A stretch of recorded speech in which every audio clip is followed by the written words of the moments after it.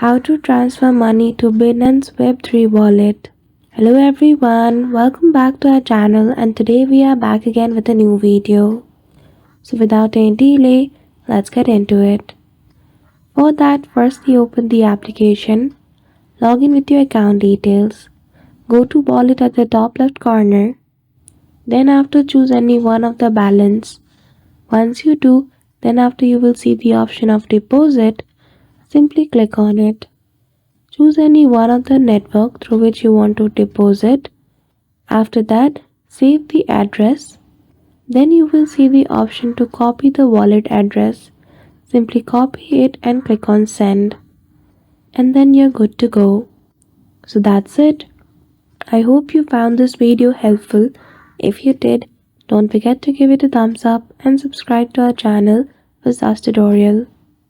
Thank you for watching till the end.